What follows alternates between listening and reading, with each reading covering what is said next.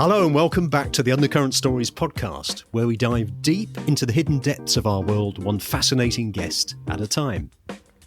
Do you ever have to deliver a presentation at work, navigate difficult conversations, or simply just express yourself with clarity and confidence? Well, if you would like to improve your communication skills, this episode is just for you. Our guest today is Michael Chad Hoeppner, a renowned communication coach, speaker, and the founder of GK Training and Communications. Michael has coached prominent CEOs, presidential candidates, and Ivy League deans on their communication skills. He's just brought a book out, Don't Say which I've just read and I can thoroughly recommend. It's a book with a difference. It's fun and packed with practical exercises such as building with Lego and speaking with a cork in your mouth. It's a great read, and I think whatever your skills are in public speaking, there's something for everybody. So grab your notebook or just your curiosity and get ready for a conversation that might just change the way you show up and speak up. Hi, Michael, and welcome to the show. Thank you so much. It's great to be here. It's great to have you on. Thanks for coming on. I have to say, this is the first book I've read where I was actively encouraged to take pages out of the book and stamp on the pages and write in it. So, yeah, thank you. First of all, I'm thrilled that you did the activities. And that's, one of my great hopes for the book is that people roll up their sleeves and get their hands dirty and do the exercises. And the other thing that I'm so happy about, based on what you just said, of doing these exercises, is that the entire challenge with this book is how could I make the reading experience as immersive and as kinesthetic as when I'm actually coaching someone in person. If I'm, coaching a presidential candidate or a C-suite person in a corporation in a room, I use very physical activities. And the challenge, of course, is how do you bake them into the book? So I'm thrilled that you got that takeaway. Well, there's so many to do, and just to give listeners a bit of a taste to it, I'd like to talk about some of them. But before we do that, I'm very interested to hear about your sort of life's journey, Michael, from when you grew up and how you got into what you're doing now. So I guess the first 20 years will condense into a single sentence, which is I've always been a lover of words, English, poetry, all the aspects of both written and spoken communication. And then when I went to college, I fell in love with acting. And so I spent graduate school in acting. I went to the NYU graduate acting program here in the US, and then worked in Broadway and film and TV for about a decade. And then as I was doing that journey, what I discovered was that even more interesting than playing a character, I began to get obsessed about how people learned to play a character. And there was a pretty quick jump to then how they learn to play the best versions of themselves. And the real aha moment happened is when I started my own company, I began to use, just as you suggested, Lego blocks, balls, corks, different impediments, playing cards, things like this to help people build a physical discipline about communicating to change sometimes lifetime habits and bad habits that had been plaguing them for decades. And that really has now defined the last 15 years of my professional life. So the book, Don't Say I'm interested in the title. How did it come about? Yeah, it's a trick in the following way. As soon as readers turn the first page, they find out that don't say is thought suppression. Now, humans are terrible at thought suppression. That's the don't think about a pink elephant trick. So the worst thing you can do if you're trying to get rid of filler language and likes, kind ofs, knows, sort ofs, the worst thing you can do is tell yourself, don't say that thing. So then, of course, why did I title the book that? Well, because everyone hears that advice all the time, very often from other people or even in their own head. And the book's thesis is that all the stuff you've been trying to do, first of all, it's probably ineffective. Even more troubling, it's probably counterproductive. You've probably been telling yourself something like, don't say your whole life. So instead, what should you do? Crack the book open and learn some of the kinesthetic tools in it to unlock the subtitle, which is how to communicate effectively to live a better life. Not just give a presentation, but to live a better life. Yeah, it's an interesting one, isn't it? And I think I mentioned that before we started the interview, having read the book, the analogy I would use is it's a very physical thing, and it's almost like if you're going for singing lessons, you're not actually learning how to compose a song. Yeah, that's a great analogy. And in fact, composition is the exact right way to think about it too. Because in your analogy, you could think of composition as writing the song or writing the piece of music. And singing lessons is how you put air into action, how you turn air into words to perform the song. And spoken communications is the exact same. There's content, that's the words you choose, and there's delivery. That's how you say those words. And as you know from reading the book, this book is entirely focused on the latter. It is entirely focused on delivery. And many, many, many of the communication books out there, they mostly stick to content. And there's many good ones out there, by the way. Lots and lots of good books on content about storytelling, how to structure things, how to make stories memorable, etc.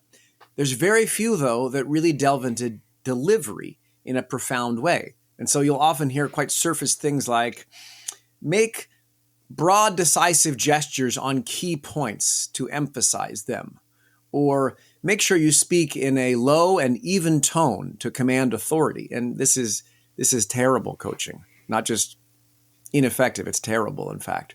And so I saw there was a real need to help people with this, to use your analogy again, this activity of singing the song, not just writing it.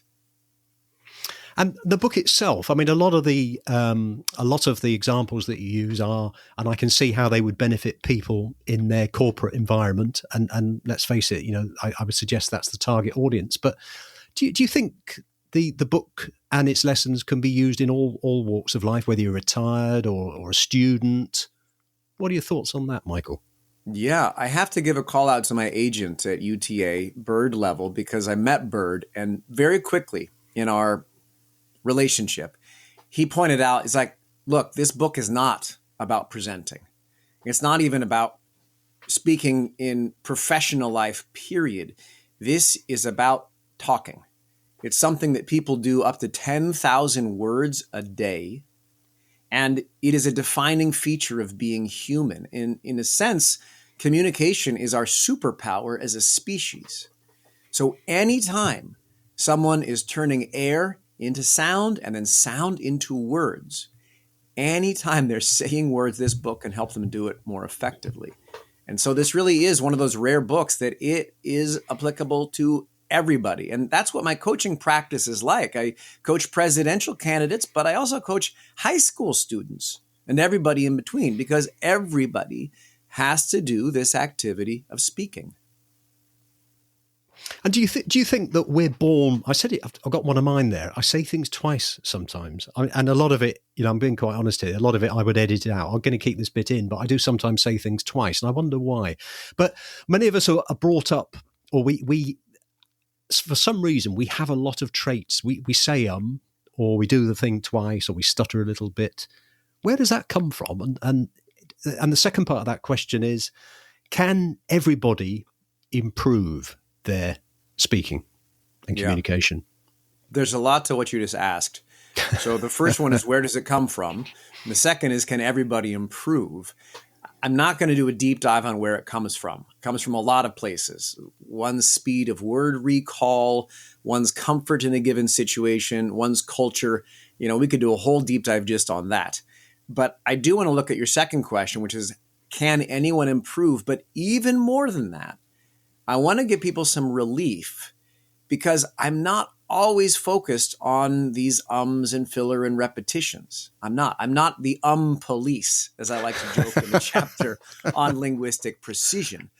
What I am very focused on, though, is if you know about yourself in a fun and free-flowing conversation in which you're really focused on the subject, you're interested in the subject matter, and you really do want the person you're speaking to be persuaded or to understand your ideas. If in that scenario you say every 15 seconds, fine.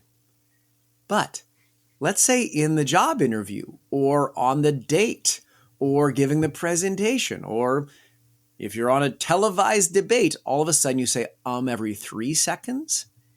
That discrepancy, that is worth looking at, because what it tells you is that in a situation in which you're no longer thinking about the thing you're communicating and the other person, in which you're thinking about yourself, do well, talk good, win the debate, do well, all of a sudden the ums skyrocket. And that discrepancy is worth focusing on, because that's not you, that's not your DNA as a communicator. That's a habit that comes out when you're in stressful, nervous situations. That leads into your question, can everyone improve? The answer is yes, they can. Mm. And believe it or not, the thing that determines if they improve is much less me and much more them. So my coaching in a given week doesn't vary that much. I mean, I'm human, so some days it's a little bit better, some days it's a little bit worse, of course. But the stuff I teach presidential candidates and Ivy League deans is the same stuff I teach high school students or, brand new hires at a company. What varies a lot is if the person has a growth mindset, if they believe they can improve, and if they're willing, just like singing lessons, to put in the actual time, to do the exercises, stand on the book, stack Lego blocks, and things like that you already mentioned. Yeah, you something resounded there when you spoke to me, and you mentioned about it's more about them, i.e. the audience and the people you can meet, rather than you. And I think that's the authenticity part. And you had somewhere in your book about if a friend came to you in dire straits with a major issue, you would be very focused on saying exactly the right words with certain timing. The ums probably wouldn't come out. The repetition wouldn't come out. That was quite interesting. Yeah. The ums wouldn't come out for a really obvious reason. So I want you to do that thought experiment. Imagine a dear friend comes to you, and I mean in a real crisis. They've committed an ethical breach, or they're thinking of upending their entire life because they're so unhappy, or they're considering leaving a life partner. And they paint this situation for you, and then they say, what should I do? And I promise you, in the next 30 seconds of speaking, you wouldn't say, actually, kind of, sort of, like, sort of. You would never do that.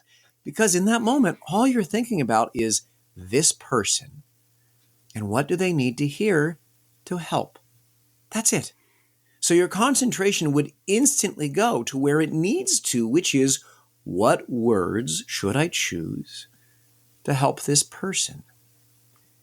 That is called, what I call anyway, being other-focused.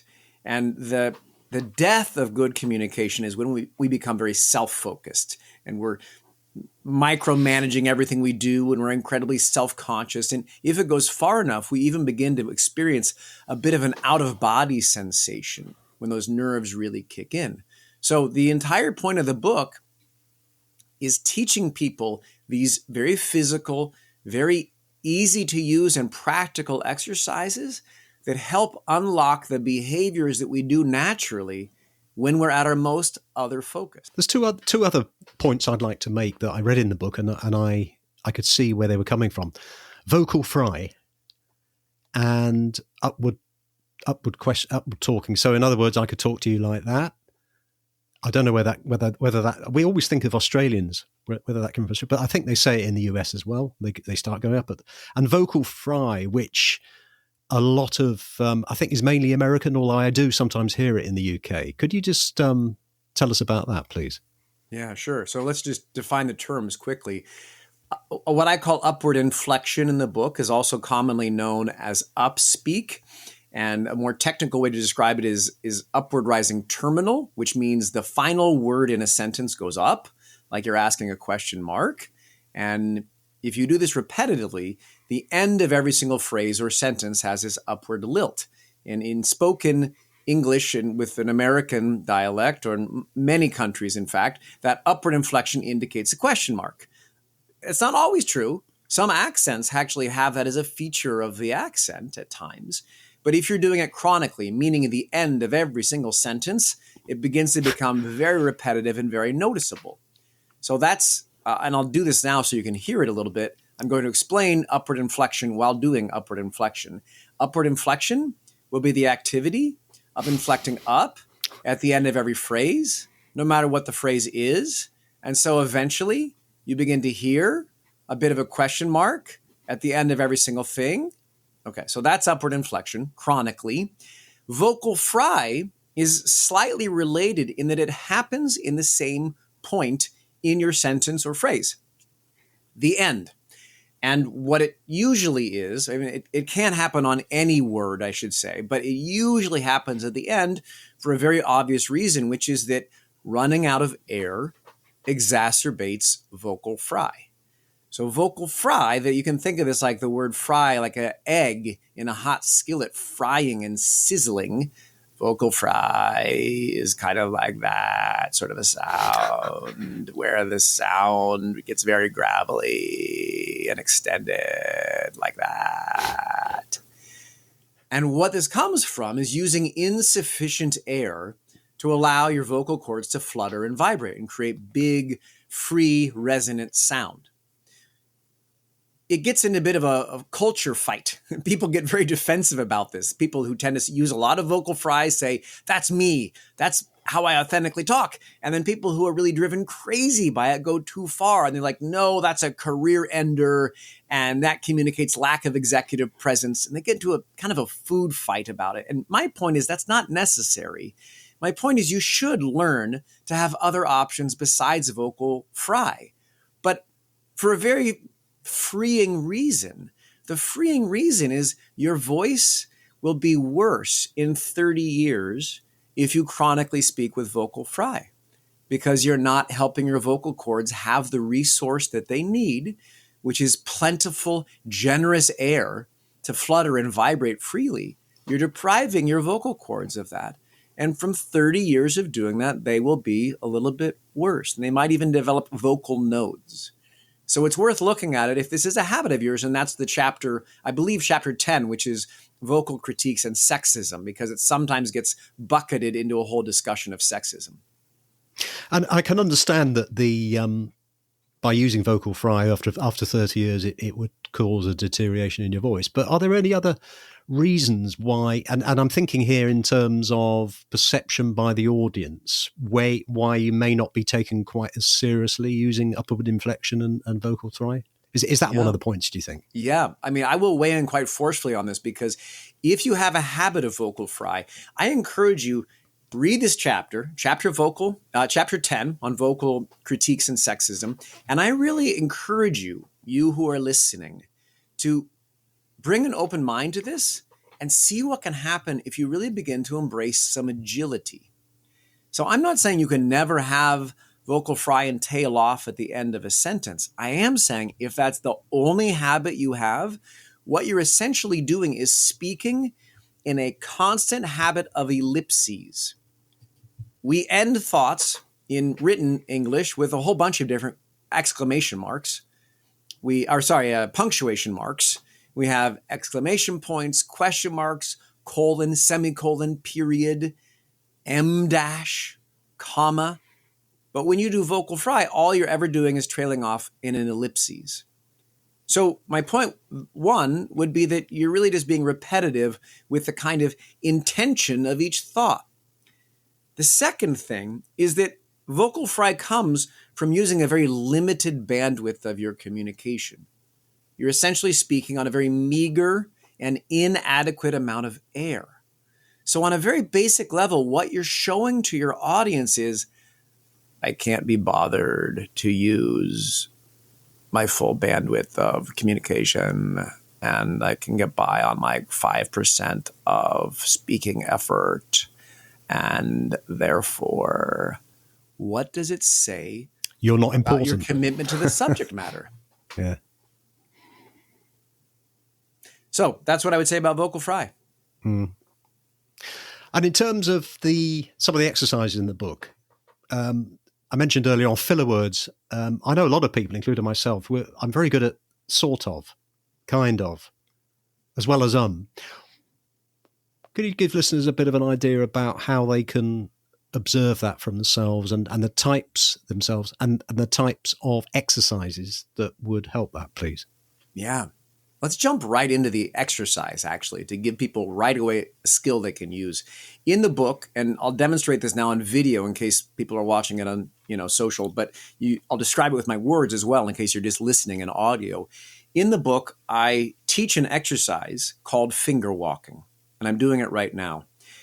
In this exercise, you walk your fingers across a table or desk, and the act of stepping your fingers coincides with the act of choosing your words.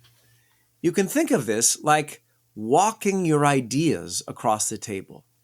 You don't need to get too in your head about is it word by word or syllable by syllable. Just focus on taking as much time as is needed to choose each and every single word that comes out of your mouth. And walk your fingers across the table or the desk with as much specificity as possible. In fact, you can even visualize your fingers as a ballerina tiptoeing through a field of tulips and stepping so carefully as to not disturb a single petal. Now, what this exercise does is it uses what's known as embodied cognition. That is just a fancy way of saying learning using your body. Embodied means your body, and cognition is thinking or learning. Embodied cognition. It uses that, your hand, to help you choose words. So as opposed to thinking about don't say don't say kind of, don't say sort of, what you are thinking about is what should I say? What words should I choose? And so it makes the activity a positive doing rather than a negative avoiding. And I can go deeper if you want to about how do you identify filler language and how to think about the sort ofs and kind ofs, but I can also stop there if you like. No, it'd be great if you could do the identification bit for any listeners that may be interested in observing it. Yeah, sure. So if you want to get really rigorous with this, let's even make some divisions. We could talk about filler sounds. That's m, if you're from Ireland, o if you're from Japan, if you're from France. Those are filler sounds. Then there's filler words. Then there's conditional language. Filler words would be any word that fulfills these two criteria.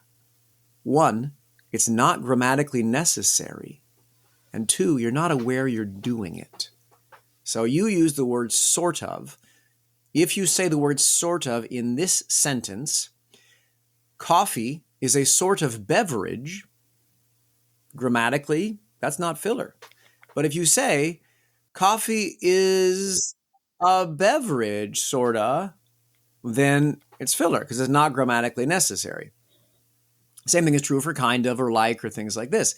And then number two, if you don't know that you're even doing it, and I'll give you an absurd example. I one time coached a gentleman who said the word viscerally as filler. He said viscerally like every other sentence, and he had no idea he was doing it. So technically, any word can in fact be a filler word if it's not needed in the sentence and you're not even aware you're doing it. And then the third category is conditional language. These are words that tend to weaken your language. Just, little, kind of, and sort of are classic ones. And those are words that weaken what you're saying.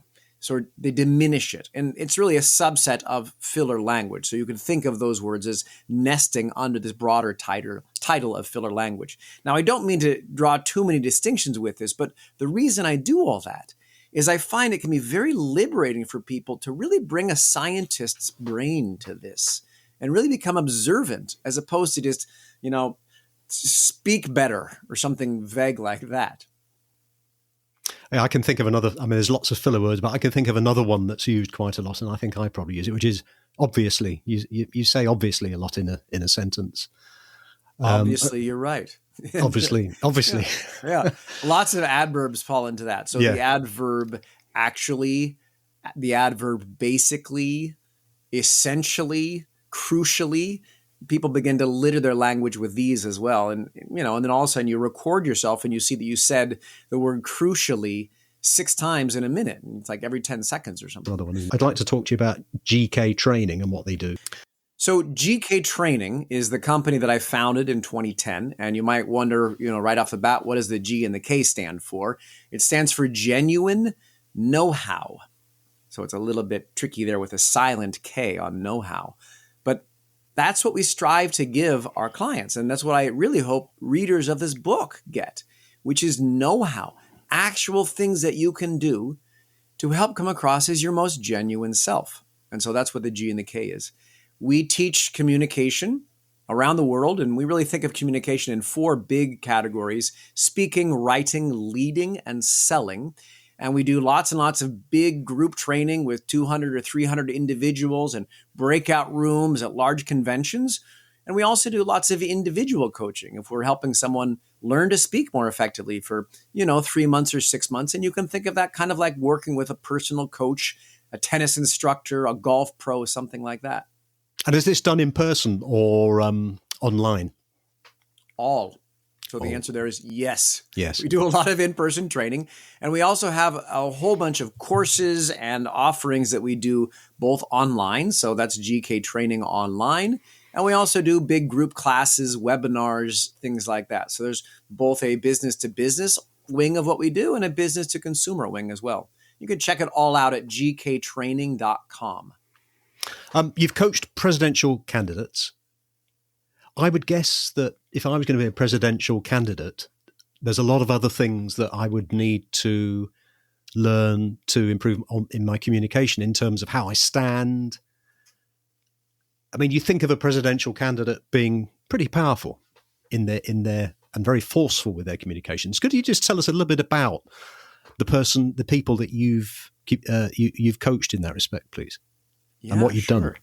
Sure. Let me ask a little bit of a clarifying question there. I'm happy to get into some examples and even the ones I talk about in the book, if that's useful. We could also talk more to your point about what is the kind of architecture of speaking in these higher stakes situations. You tell me, where do you want to go? Well, I'd like to know, I mean, you coached Andrew Yang.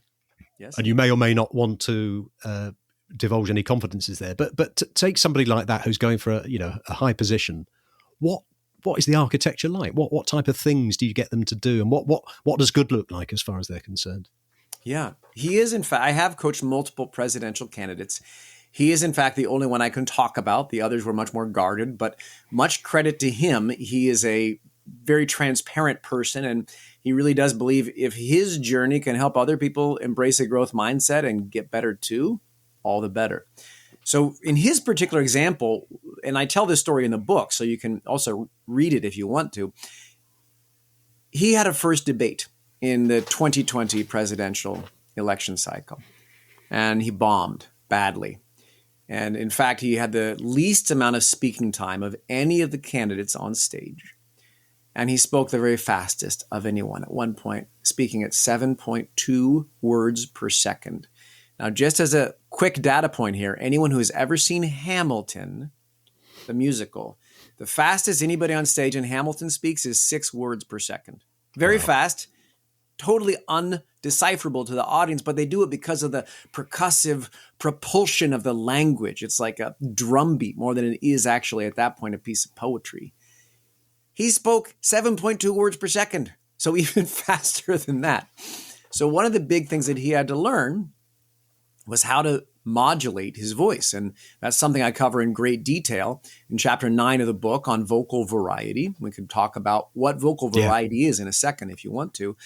But after that first debate, his campaign called me. They said, "Can you be in Portland, Oregon tomorrow?"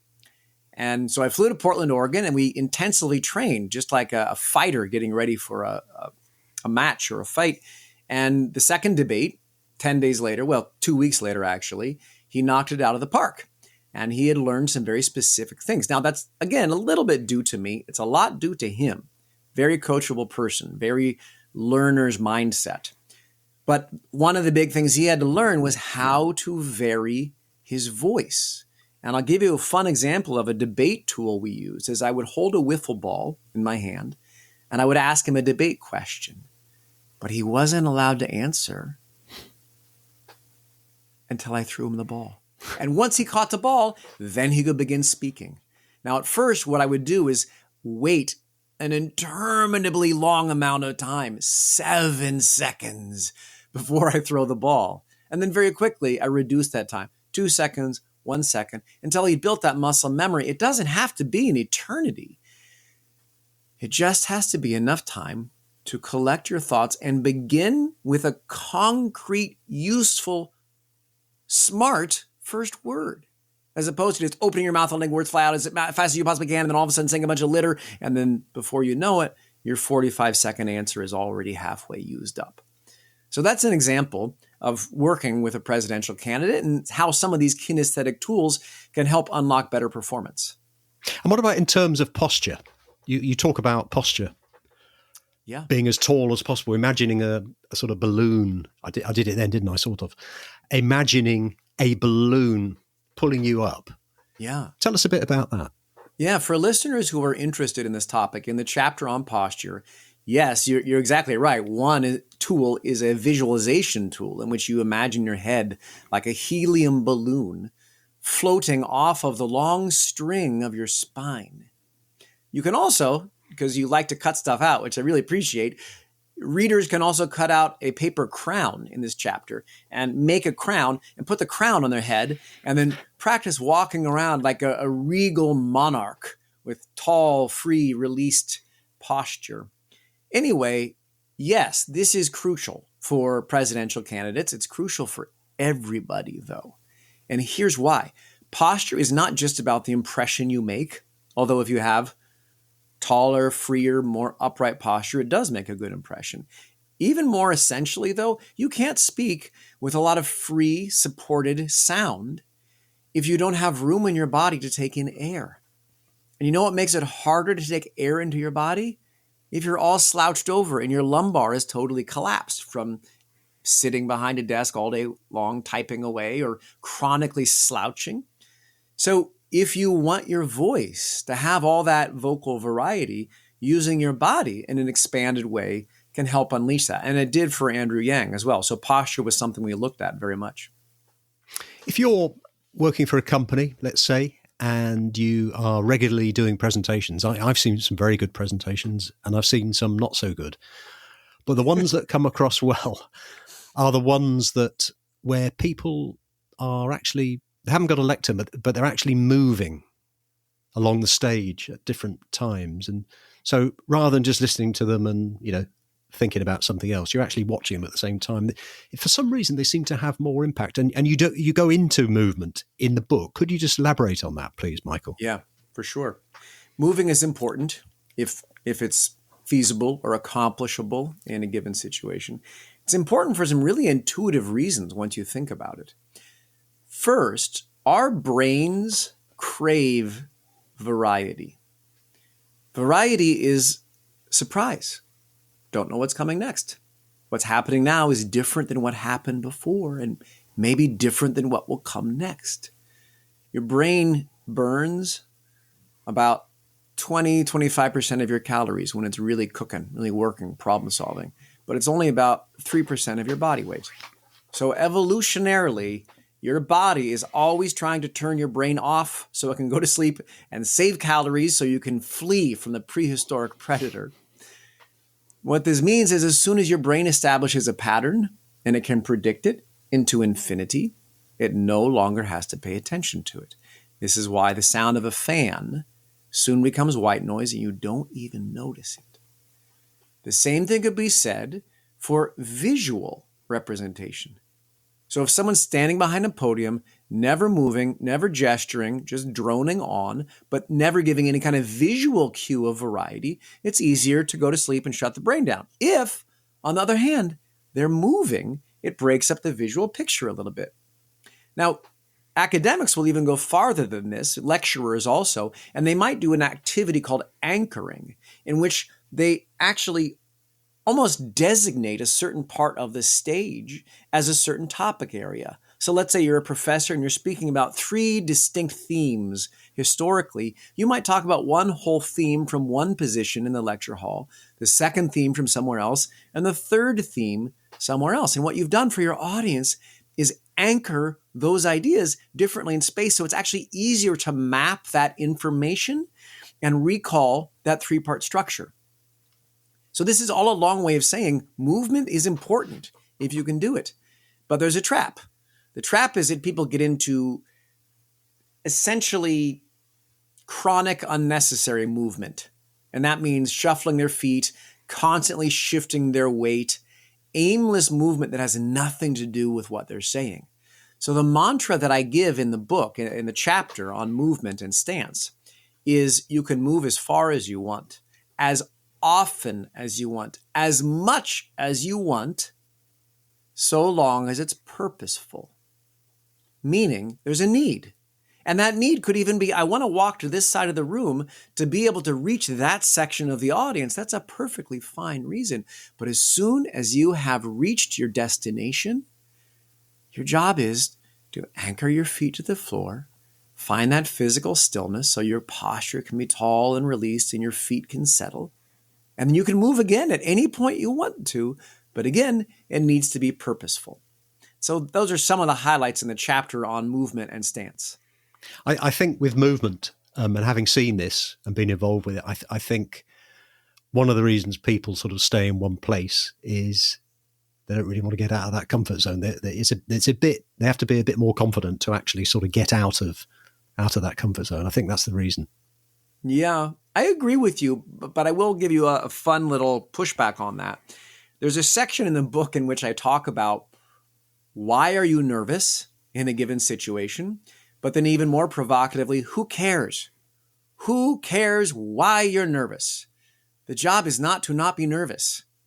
The job is to communicate well even when you are nervous, because we're going to be nervous. And hilariously, we might get more nervous the longer our life goes on because we achieve greater professional success, and it feels even more fraught to be giving the larger stakes situation communication event.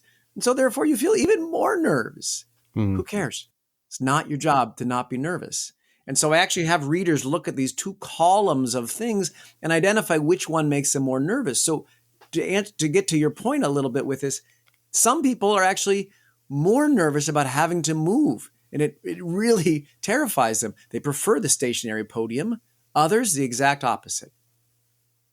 Yeah, that resonated during when you were saying that. When I think the best advice I was given was actually people aren't that bothered about you. They're more bothered about themselves.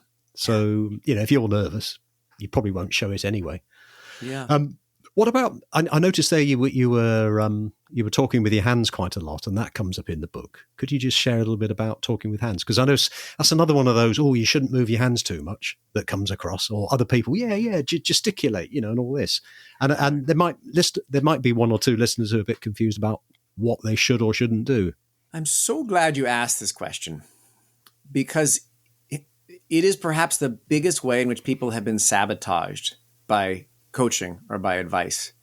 And even the two things you just said feeds into it. So you said, and this is a perfect distillation of what people normally hear. You said, don't move your hands too much. Now, you can probably right away, without even thinking about the title of my book, don't say you can probably already hear how don't move your hands too much is worthless.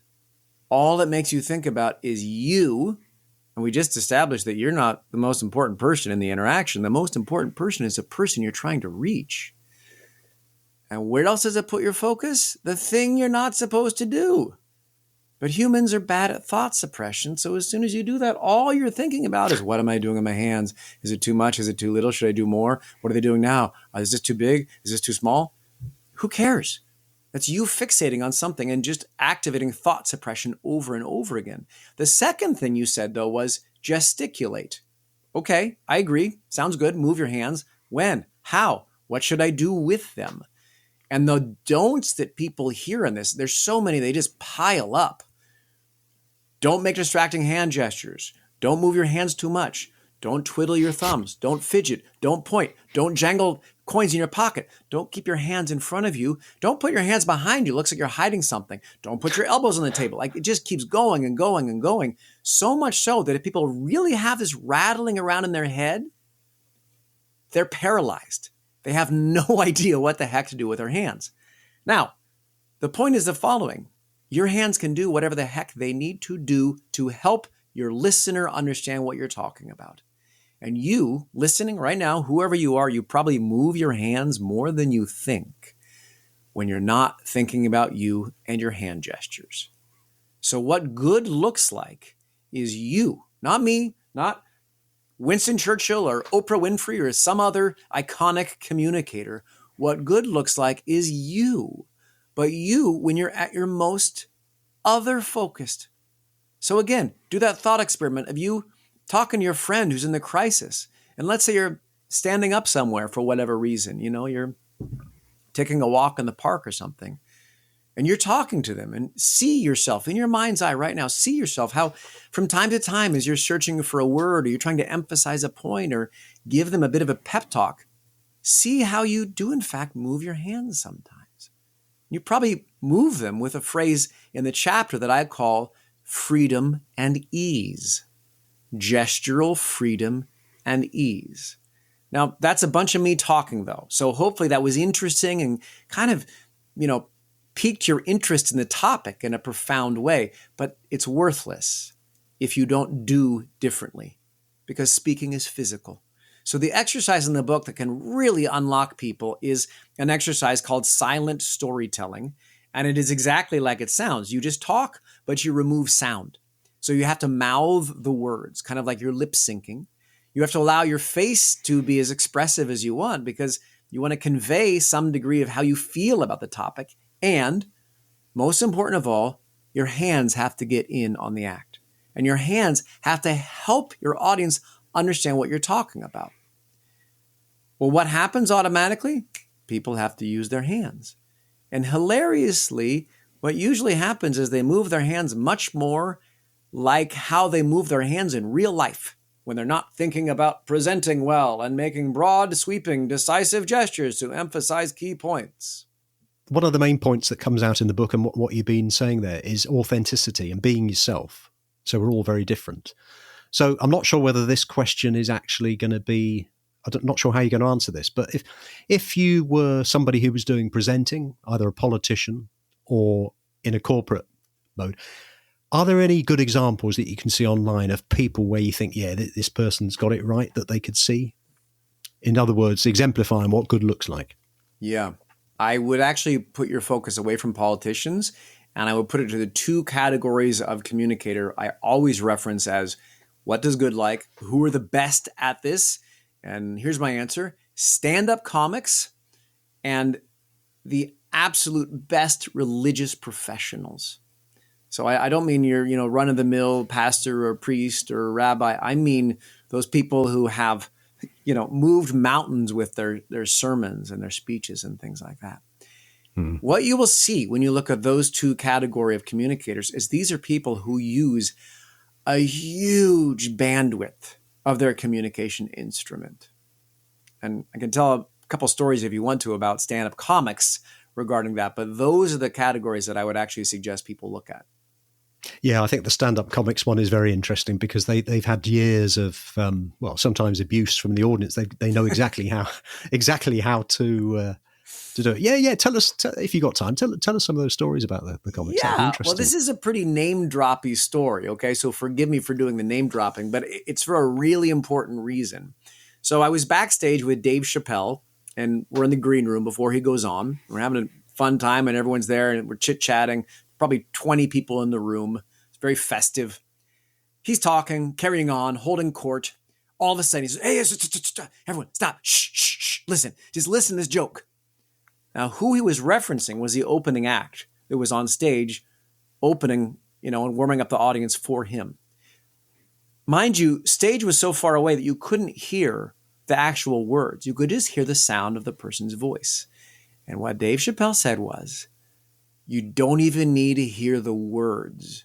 The joke is funny just from the sound of it. And he was right.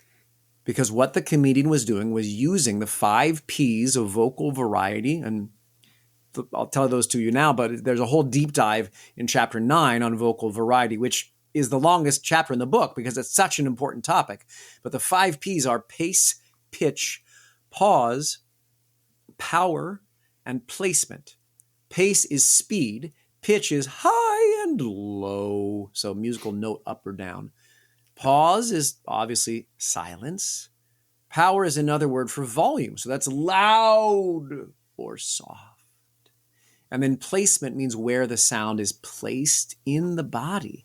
So is the voice more nasal at the moment? Is it more like a throaty kind of a sound, more of a chest voice, or is it blended all throughout?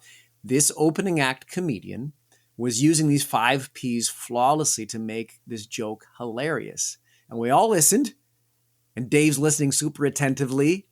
And of course, he hits the punchline and the audience roars, and we can hear just by the music of this person's voice that the joke is funny just from the music. So this is an example of how good comedians are at using communication to reach their audience. Yeah, that's an amazing story. And I guess you found it funny as well. I found the joke very funny, the music of the joke. I found the story itself, the experience, profound, because it's a beautifully simple way to teach something that I have been teaching people for 15 years, and it does it in a beautiful little anecdote, and everyone in the room experienced it firsthand. And I think many people could probably still recall the story to this day. Eye contact, and I'm talking about when you're on stage. Again, people say, "Oh, you shouldn't just look at one person. You should look above everybody's heads." And there's a myriad of different ideas about what you should do. What's your experience with that, Michael? Yeah, well, I'm so glad you said you should look above everybody's heads, because this is a perfect example. I mean, in the book, I ridicule. I do it gently, but I do ridicule a lot of the conventional wisdom that people hear about communicating.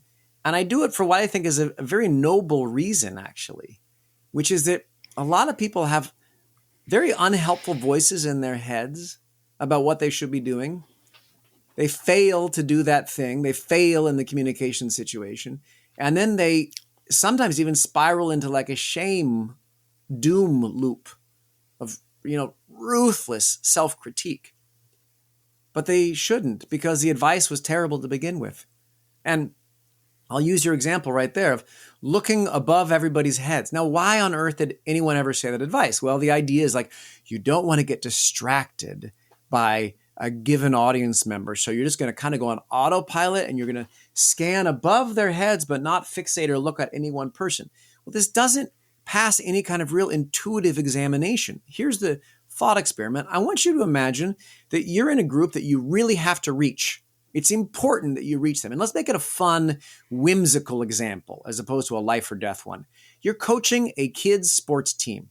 It's a bunch of 8-year-olds. All right? And you are giving them a pep talk at halftime of whatever the sport is. Now, I want you to imagine giving this pep talk to this squirrely group of 8-year-olds. Would you be scanning the group above their heads so as not to let them distract you from your message?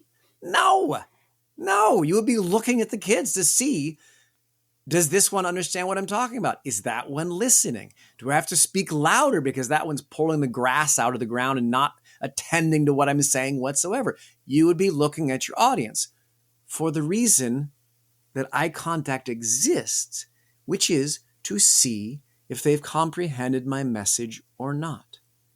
Now, this does vary a little bit. There's some difference in terms of neurodivergence. There's also some difference in terms of culture. But in general, in large group, what you want to do is look to individual people. Now, in a huge audience, you're never going to be able to make eye contact with every single person, but choose some individuals and speak to different portions of the room. But yes, try to impact a given person.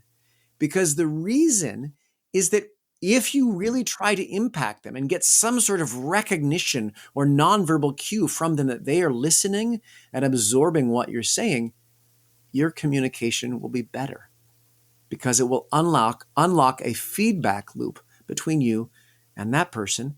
And that activity of being other focused will improve all of your communication, and your talk or presentation will get better and better and better. So look to individuals in different portions of the room, yes, but try to reach individuals. I know exactly what you mean. I've seen quite a few rock bands in my time. And there was one band that I used to be very into called Thin Lizzy. And they had a front man called Phil Lynott. And Phil Lynott he's dead now, sadly, but he would actually look at individual members of the audience while he was playing and singing. Yeah. And it was the case of, you felt great if he looked at you, but also the people around would actually get the vibe that he was actually looking at that person. So yes. I'm sure that's how he developed his charisma. It seemed to be very effective. Yes. And in fact, this leads right into that cliche quote we hear about the great charmers or the most charismatic people. And the quote is always something like, they made me feel like I was the only person in the room, like they were just talking just to me. And so the kind of performers you're talking about, they have that ability that even if they're really directing their attention to one person, everybody feels that same level of focus and intention. Mm-hmm. And this is a really profound reason why you should try, when you're speaking on a stage, to reach individual people as opposed to just communicating broadly and generally to a broad swath of an audience. I've heard it from, and we are going to talk politicians here, so apologies, but I've heard it from more than one source that President Clinton had that effect on people. Yeah, very much so. Out of all the improvements that we can make, Michael, what is the one exercise that listeners can take away from this episode that will have a positive impact on their communication? Yeah, if I were going to recommend one, I would choose the first exercise that I have in the book. It's also one of the first ones I ever invented. Invented it way back in, call it 2011. So, I'm dating myself a little bit now. And it uses the tool you mentioned earlier. It uses Lego blocks. And the idea here, you can use any objects. And in fact, in the book, I can't put Lego blocks into the book. So I have a page that you can tear out and rip up into 6 strips of paper. But the Lego blocks are better because it's very satisfying to stack them, and clicking them in place takes just a moment of time. And the basic idea is this, is you are using tools to discipline yourself to share one idea at a time. Not 2, not 5, not 25, 1. And at the end of each idea, you place down an object. So if you're using Lego blocks, you'd get 5, 6, 8 Lego blocks, whatever you have. Duplo blocks, the slightly larger ones, work even better. And before speaking some content, in silence, you pick up the first Lego block. And you say then the first sentence or the first idea you want to share. At the end of that idea, kind of like where the period might go at the end of the sentence, you put the Lego block down on the table, silently. You remain silent as you pick up the second Lego block. And then out loud, you say the second idea that you want to share. Or you can think of this again as like the second sentence. At the end of that sentence or idea, you stack the Lego on the previous and click it in place. Silent as you do that activity of clicking. Still remaining silent, you pick up a third Lego block and you say your third idea. At the end of that idea, in silence, click the Lego block in place on top of the second one. And you keep going, building, in effect, a tower of communication. Now, let's say you have more than 6 ideas that you want to share. Fine. Once you're done with the 6th Lego block, unclick them and continue. And what this drill does is it tends to unlock an incredible virtuous cycle for people, or a positive feedback loop. In those pauses, all of a sudden, a whole bunch of really crucial activities happen. One, they don't say because they're doing an activity instead of just jamming filler in there. Since they're not saying they can take air into their body, so they breathe. Well, when they breathe, they're more likely to actually be taller too, because in order to breathe, you need room for your diaphragm to drop down to push your guts out of the way. So you tend to be a little bit taller. When you tend to be taller, all of a sudden your hands are free to gesture and move now that they no longer have to support your neck or your head because you're all clasped up. So now your gestures are involved. Well, when your gestures are involved, all of a sudden you begin to have some more vocal variety, because when you gesticulate, you move your hands. Well, guess what? You move your voice too. So with more vocal variety, what tends to happen is you begin to open your mouth more too, because more sound and more expressivity is leaving your body. Well, when you open your mouth, your enunciation gets better. And when all these things happen, if you're talking to an audience, what you tend to get is the audience starts to nod. Well, when they're nodding, you're more likely to maintain eye contact because you're getting that positive receptivity. And so what happens is from this one simple drill, all these knock-on effects happen, and people tend to get into a positive feedback flow that for some people can literally change a lifetime of bad habits and negative muscle memory, and it can change it like that. Thank you for that. And I'm sure one or two listeners will enjoy that. And I'm sure the UK sales of Lego will start going up when we release this episode. Folks, I do not have Lego stock, I promise you. What I noticed in the book, Michael, is that you end the most chapters with What About Virtual, I think it's called, where you're talking about how you can use some of these skills with virtual meetings. Could you just talk about that, please? Yeah, for sure. Virtual communication is with us to stay. I don't think there's any doubt about that. And so, of course, it's a big part of the question that folks have about how to speak well. Okay, yeah, but how do you do it when you're on video or good old-fashioned audio? And so, therefore, at the end of each chapter, we have that section. Now, the important thing to note right away is these sections, people, are very short. They're like a paragraph in many of the chapters. Here's why. It's the same thing, everybody. Talking is talking is talking. And much of it works exactly the same. So as an example, enunciation really doesn't change much at all live, on the phone, over video. You need to speak clearly enough that people can understand what you're saying. Some do, though, and they change quite dramatically. And so, of course, the obvious one that comes to mind is eye contact, because it's very different when you're on a video software, Teams or Zoom or something like that, as opposed to in real life. And so that chapter is quite a bit longer. And I will give people that tool or a snapshot of that right now, because you may, in fact, be listening on some sort of a screen right now in some way, shape, or form. And it can be a very powerful thing for people. So here it is in a couple ideas. One, the camera is your friend. It's not the enemy. And it, in fact, allows you to scale yourself to the entire world. So look either at the camera or very close to it. Well, if you do that, though, that deprives you of the nonverbals of the person you're speaking to. So in whatever video software you're using, make the video box of someone you're speaking to quite small, and then move that video box in the software as close to the camera as you can.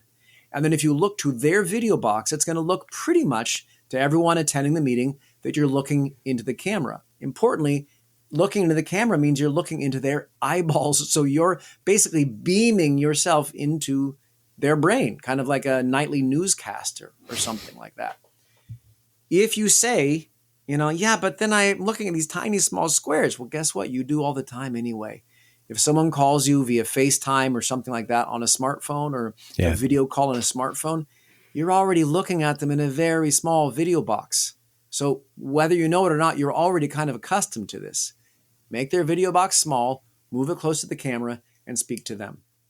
How have you developed all these ideas over time? Well, without making this sound too grandiose, I invented this stuff. And I didn't invent everything. I'll give you a very clear example. In the chapter on enunciation, I teach exercises that relies on an impediment, speaking past your finger. I'm putting my finger on my mouth right now, or a wine cork or a toothbrush or the end of a pen, something like this. This is a well-traveled tool that goes all the way back to ancient Greece, in fact. And I learned it from a guy named Andrew Wade, who was the head of voice and speech at the Royal Shakespeare Company. And I studied with him in Minnesota when he was teaching at the Guthrie Theater. Anyway, that exercise has a very venerable tradition, but almost everything else in the book is stuff that I invented. Now, I say that for a couple reasons. One, to give readers a little bit of intrigue, because this stuff is worth trying. It's new. And therefore, because it's new, guess what? It has a chance of working, and even working for the stuff that you feel like is hopeless. I'm a fast talker. I will never learn how to slow down. I always say, I can't break that habit. It has a chance of working. And I also know it's brand new for a funny reason. In the build-up to the launch of the book, the publishing team that I was working with, some of the stuff we rely on artificial intelligence to produce. By the way, ethical vow here, not a single word in this entire book was written by anybody but yours truly. So, and that includes ChatGPT and other generative AI. But some of the stuff that you send out about the bio to this person or the digest of the introduction to this, oftentimes the publisher would just use a little bit of AI, kind of doctor things up. I know this is a long preamble to get to the point, but here's the amazing point. One time we fed in my introduction and one of the exercises from the book. In fact, the Lego or Duplo block one that you just learned. And my intro, ChatGPT made it a lot better. Polished it up, shined it up. It's great. The Lego drill, total hallucination. It fell apart. It just had a bunch of word salad. Eagles, flock, grounding, can, soda, people walking fast. Just complete hallucination. Because it had not encountered that, it was new. Now, I'm saying again all that because, folks, these are worth trying. And there's a very good chance they could unlock things for you in a dramatically different way. How did I invent them? Working with people physically and giving them physical tools and kinesthetic ways to change old habits. Where can people find out more about the work you do and the book? Sure. Well, the book is very easy because the URL for the book is just don'tsayum.com. And in fact, if you go there, we even give the chapter on navigating nerves away. So you can see that chapter if you want to, just by going to the URL. My company, GK Training, that URL is quite simple too. It's just gktraining.com. So G, the letter, K, the letter, and then training.com. And then for me personally, LinkedIn is really the best. That's just Michael Chad Hoeppner at LinkedIn. Well, Michael, it's been a really fascinating conversation. It's been interesting to learn more about communication in a physical sense and some practical ways that we can improve it. My guest today has been Michael Chad Hoeppner. Michael is CEO and founder of GK Training and author of the book Don't Say How to Communicate Effectively to Live a Better Life, details of which can be found in the show notes. Thank you for coming on the show, Michael. That's my pleasure. Thanks for having me.